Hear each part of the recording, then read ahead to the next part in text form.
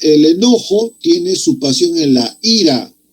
Entonces, cada emoción tiene su extremo, que son las pasiones. Acá deberían ir junto emoción y pasión. Cada emoción tiene sus extremos, que son las pasiones, que son las emociones más intensas y las que duran más. Y dependiendo de las circunstancias, podría acercarse a tener un tiempo relativamente prolongado, que no es común de esperar en una emoción no frecuente. Entonces, y cuando la pasión aparece, es probable que ésta pueda controlar todo nuestro comportamiento. La pasión enceguece, nos volvemos solamente esa emoción. Hacemos cosas increíbles cuando nos apasionamos, ¿no? Entonces, la pasión son muy intensas y tienen mayor duración que las emociones, y es su extremo.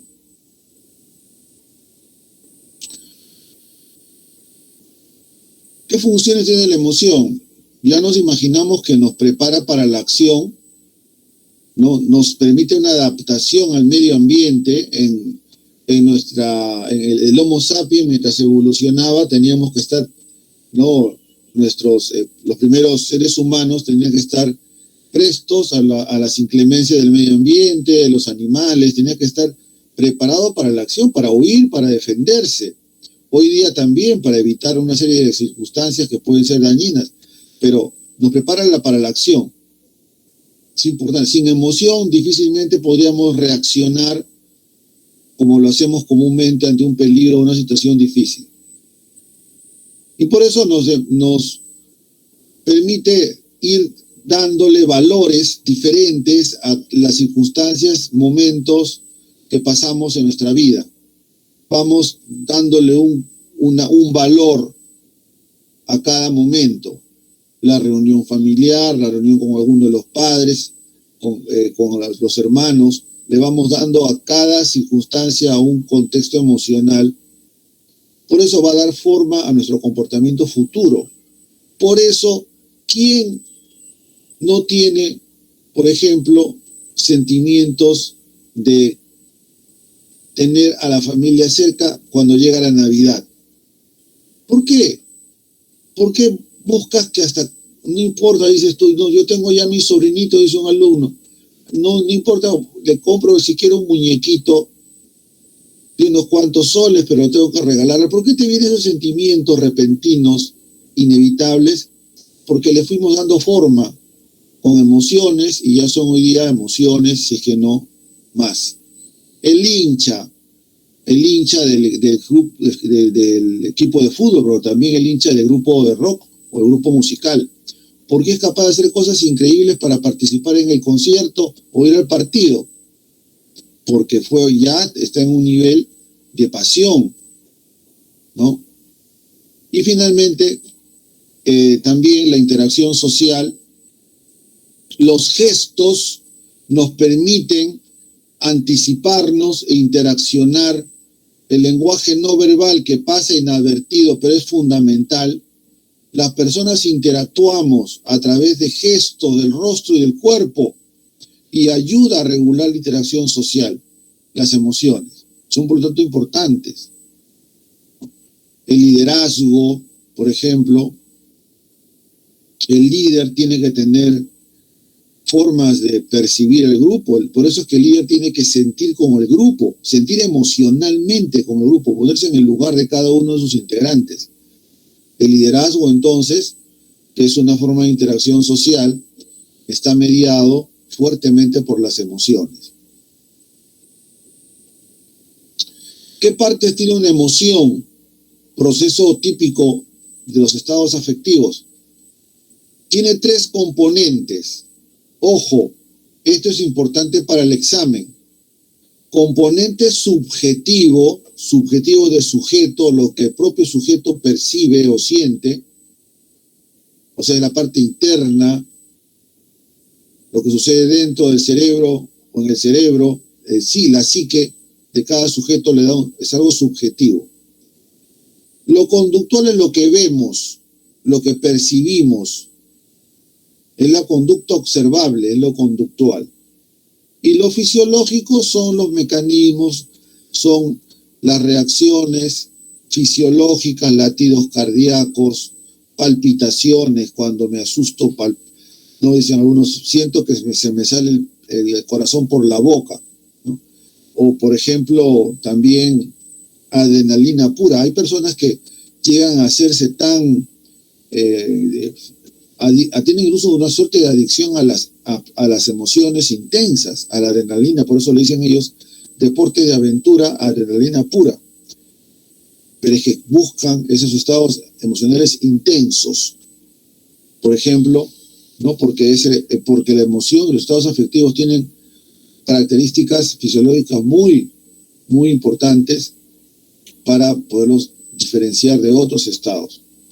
Entonces, vamos a ver que esos estados fisiológicos se relacionan directamente con la actividad de lo que se va a llamar el sistema límbico o cerebro emocional.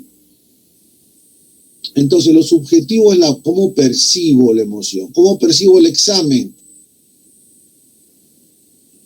El día que vas a dar tu examen y te preguntan, ¿cómo estás? ¿Qué piensas del examen? Ahí vamos a ver tu subjetividad.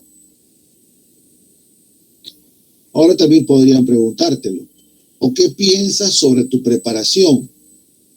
Allí habría mucho de subjetivo, no solamente a nivel de conocimiento, sino también de afecto. ¿Qué valor le das emocionalmente, por lo tanto, también a tu preparación? Cuando una persona está contenta, es activa, no está sentada todo el tiempo, en el sentido de que está un poquito hacia adentro de ella misma, ¿no? La tristeza más bien hace que las personas estén, ¿no?, buscando que estar solas, etc. Se puede ver la emoción en el comportamiento. Cuando una persona ve a su equipo de fútbol preferido y anota un gol, como el caso de mi sobrino, salta hasta el techo, la cancha que estaba comiendo se cae al piso, ya saltó, ya brincó. ¿Y qué otra oportunidad es eso? Ninguna, solamente cuando su equipo mete el gol. Ahí está la reacción conductual. Pero esa reacción conductual es producto de también, internamente hay estados fisiológicos muy, ¿no?, característicos de estos estados afectivos y de las emociones en particular. Y estas reacciones fisiológicas están centradas en áreas del cerebro, particularmente en el sistema límbico, donde se encuentra el hipotálamo, que aunque es muy pequeñito, controla el sistema nervioso autónomo. Lo activa o lo desactiva el hipotálamo. Por lo tanto, si hay aumento de mi tensión muscular porque estoy preocupado, es porque ya mi hipotálamo hace rato que dio la señal de tensión y hay más adrenalina en mis torrentes sanguíneos. Y también mi cerebro hace uso de mis recuerdos emocionales a través del hipocampo, recuerdo situaciones emocionales parecidas. Así le voy dando sentido a esa tensión muscular a través también de mis estados similares que tengo almacenados en mi memoria, particularmente almacenados en la amígdala cerebral. La amígdala cerebral es la zona neurológica responsable de los recuerdos emocionales. Es allí donde se almacenan, porque si se daña a la amígdala, perdemos emociones. Porque ahí vamos a almacenar nuestras vivencias y recuerdos emocionales, en la amígdala cerebral. Entonces, el sistema límbico, también llamado por lo tanto cerebro emocional, que está aquí al centro de este dibujo, el hipocampo es este color violeta o medio azulado, que gira acá como una especie de dos cuernitos. a los lados, sobre el temporal, lo rodea y hacia arriba va, ingresa más al fondo, hacia el sistema límbico. El hipocampo, el hipotálamo, que es pequeñito, que está acá en la parte extrema, y la amígdala cerebral también, que está por acá, ¿no?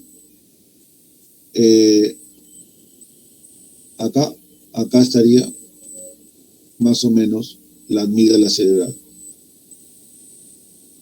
Pero para que se active el sistema límbico y comencemos a darle un sentido a estas reacciones afectivas, es porque previamente hemos percibido algo. Es el córtex prefrontal, es decir, la zona de la corteza cerebral que está debajo de nuestra frente, ahí está la zona frontal. Es esta zona cerebral que contiene o va a procesar lo más complejo de la conducta humana, el pensamiento y la percepción. Si percibimos algo que le damos un valor de agradable o, por ejemplo, de felicidad, pues algo que yo digo, si ingreso soy feliz, ingresas, todo tu sistema límbico se activa en ese sentido, estar contentos. Pero fue porque ¿quién le dio la orden al sistema límbico de que se ponga alegre? Tu lóbulo frontal, tu córtex prefrontal. ¿Quién dio la señal de que lo que ha sucedido es algo terrible, penoso? Tu córtex prefrontal, y activa el sistema límbico. Eso vamos a llamarlo evaluación cognitiva de la emoción, que también va para el examen. Entonces tenemos estas zonas del sistema nervioso central que van a coordinar, dirigir los estados afectivos, particularmente de las emociones, con la amígdala cerebral. Vamos a ver la cognición y emoción, cómo la percepción, el pensamiento y los demás procesos cognitivos se relacionan con la emoción. Hay una relación estrecha. Y hay dos autores que vamos a estudiar hoy día para el examen. Hay dos teorías sobre la relación entre cognición y la emoción. ¿Cómo se relaciona la cognición con la emoción? Hay dos teorías entonces, la teoría de Shatter y la teoría de Lazarus, dos psicólogos importantes en este tema. Ambas teorías de la cognición, de cómo se relaciona la cognición con la emoción, plantean que hay una valoración cognitiva. Las dos proponen. ¿Qué significa esto? Que para que haya una emoción o un estado afectivo, primero tenemos que darle un valor. Es algo bonito, algo desagradable, algo intenso, algo muy leve. Entonces, primero está la valoración cognitiva, que va a generar el estado afectivo, en este caso concreto, el caso de la emoción. Aparece la situación, aparece ella. La ves, te quedas ahí absorto, perplejo. ¿Qué está tu cerebro haciendo? No comprende lo que pasa. ¿Por qué?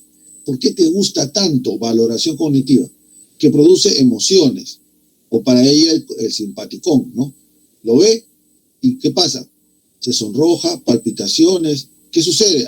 Tu cerebro está actuando, dándole un valor, y ocurre en estados afectivos, que hemos dicho son básicamente reacciones físicas y otras. Entonces, ¿cuál es la diferencia entre ambos autores?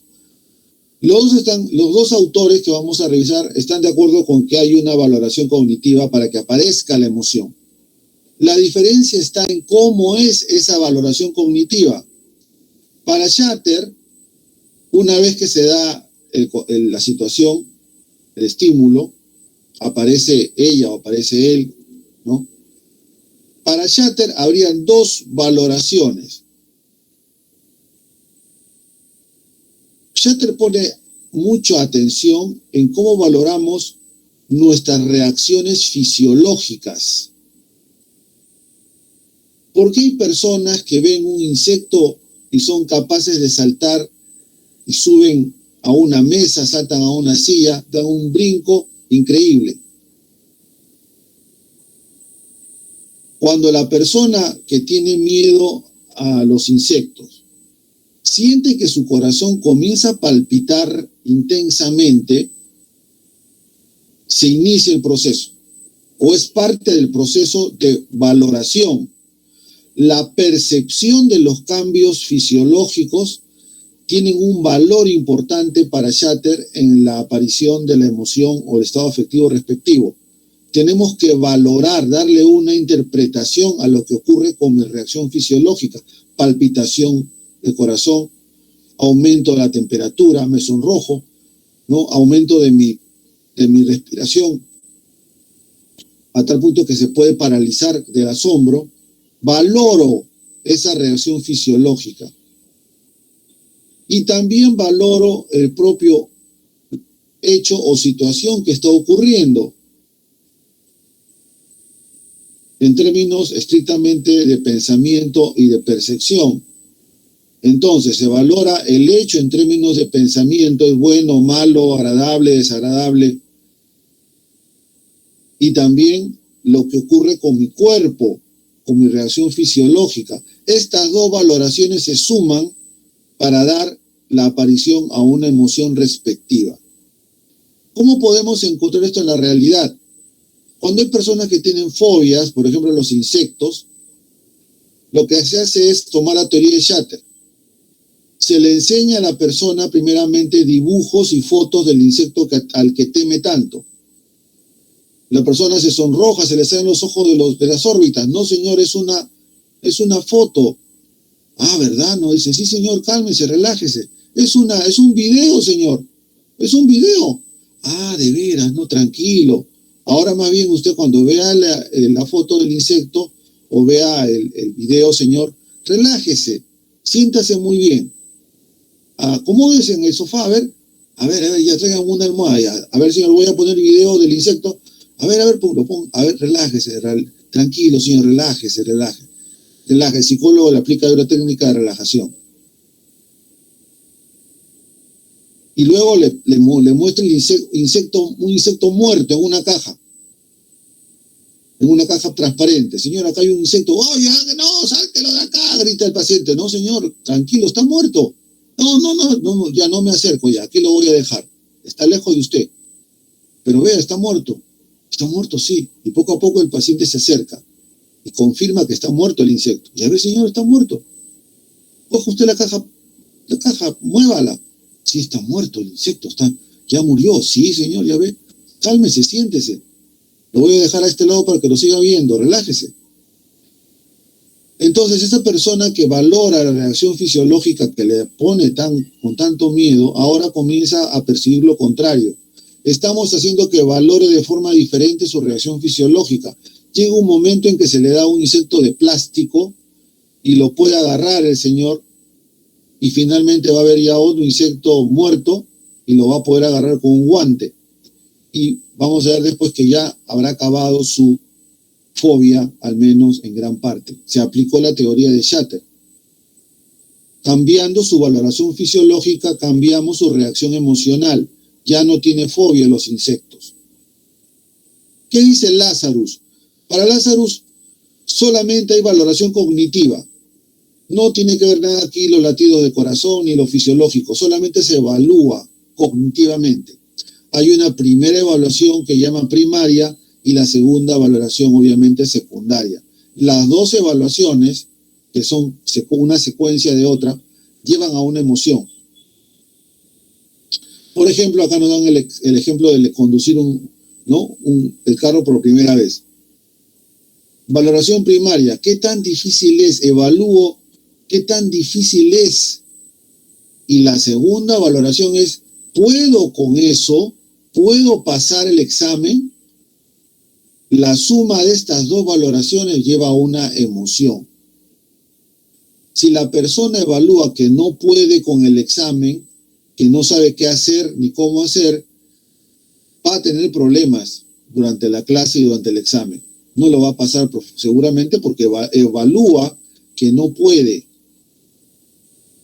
¿Por qué hay personas que se salvan en la película El Titanic? ¿Por qué las personas, hay algunas que llegan a salvarse y otras que fallecen? Bueno, las que se salvan evalúan en primer lugar, como tienen experiencia, dicen, se está hundiendo el barco. Por ahí uno que es marinero dice, pero se va a hundir poco a poco, tenemos que ir hacia los lados, y todos van a los lados. Pero en el camino hay algunos que ven que el barco se va quebrando, también ellos dicen, ya, Dios, mundo cruel, y se tiran el barco, porque evalúan que es algo completamente imposible de superar. El que tiene experiencia en marinero o los que son expertos se van a los extremos del barco y allí dicen, puedo con esto, yo puedo salvarme todavía, me voy a agarrar bien, me voy al otro extremo, espero hasta el último momento. Y algunos llegan a superar el evento porque su evaluación secundaria fue, sí puedo sobrevivir. La diferencia está allí, que algunos dijeron, ya no podré. Simplemente se dieron a simplemente lo que ocurriera y perdieron el control de la situación. ¿No? Eso lo dice Lazarus, entonces, evaluación primaria y secundaria. Expresiones de las emociones.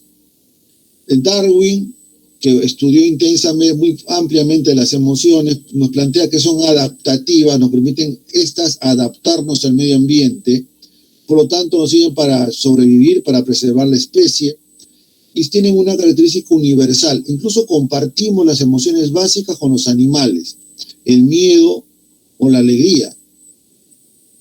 ¿Qué perro no mueve la cola o hace señales? ¿Quién no conoce que cuando está contenta su mascota? Porque tiene, ¿no?, una característica universal, las emociones básicas. Incluso no hay mucha diferencia, para Ekman no habría mayor diferencia en la expresión emocional. Todas las culturas, o sea, cuando una persona está contenta, la comisura de los labios está hacia arriba, hacia las orejas. Cuando estamos tristes, hacia abajo. En la China, en donde tú quieras, en cualquier parte del Perú, cuando la gente está contenta, sonríe. En cualquier parte del mundo, y cuando algún día lleguemos a la Luna, a habitar la Luna o a Marte, también los seres humanos seguirán sonriendo cuando algo nos hace estar efectivamente alegres. La sonrisa. O la boca curvada hacia abajo cuando estamos tristes. Eso tiene que ver mucho con que compartimos estados emocionales básicos, los seres humanos. ¿Sí? Paul Ekman encuentra que los seres humanos reaccionamos emocionalmente de forma similar independientemente de la cultura. Por eso decía, en cualquier parte del mundo, a ver, en el África, cuando hay una fiesta, la gente ¿cómo está? ¿Qué expresión emocional tiene? En el África, en Alaska, en la China, van a sonreír. La sonrisa es la expresión emocional de sentirnos alegres, independientemente de la cultura. Y eso lo demostró y lo descubre Paul Ekman.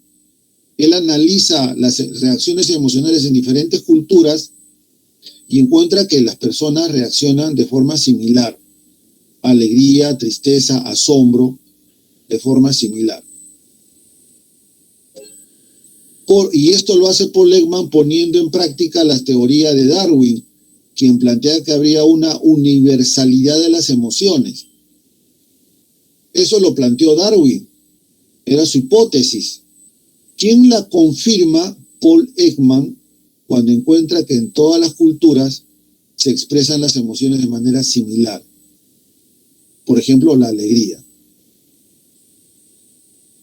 Clases de emociones. Tenemos las emociones básicas y las emociones sociales. Las emociones básicas son innatas, nacemos con las emociones básicas y son universales, como la que propuso tanto Darwin como Ekman. Nacemos con las emociones básicas, incluso las compartimos con los animales. ¿Cuáles son estas? Alegría, ojo, alegría, tristeza, miedo, asco, sorpresa y enojo, 6 emociones básicas. Para los teóricos, la combinación de estas emociones darían otras posibilidades emocionales. Por ejemplo, combina alegría con sorpresa. Para algunos teóricos sería parte del amor, alegría con sorpresa. Pero ya eso es partiendo de las 6 emociones básicas.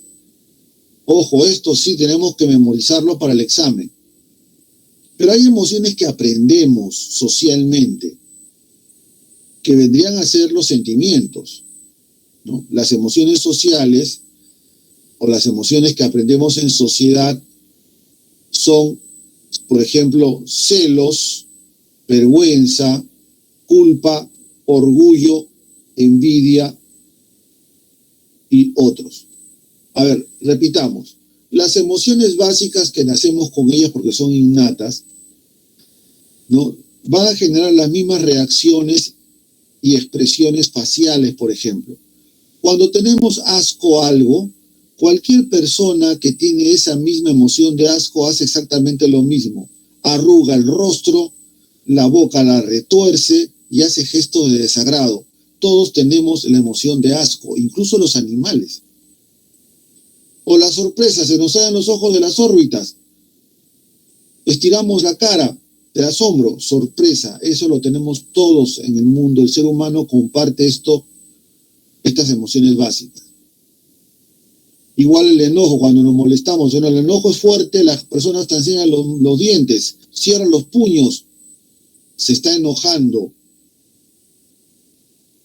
Ahora, en las emociones sociales, que son más complejas, los celos, por ejemplo, ocurre cuando creemos que estamos compitiendo o nos podrían quitar algo que deseamos o queremos mucho. La vergüenza es cuando creemos que no cumplimos un valor que es importante para mi persona. Cuando lo incumplo, siento vergüenza a nivel individual. Y cuando lo inculpo, pero eso implica a otros, a mi familia, por ejemplo, tengo culpa. El orgullo, ¿no?, es sentir que he tenido un gran logro y comparativamente lo hago mucho mejor que otros que también tienen un rendimiento importante. El orgullo es lo que tienes cuando ingresas a San Marcos. Pero después te das cuenta que el orgullo no te sirve de mucho cuando tienes que comenzar a aprobar los cursos y a matricularte en diferentes turnos, si es que es así. La envidia, hay envidias, por ejemplo, que cuando sentimos que otras personas tienen cosas que nosotros no tenemos, ¿no?, podría aparecer un sentimiento de envidia. Afectividad y bienestar personal, tiene que ver acá la inteligencia emocional. Las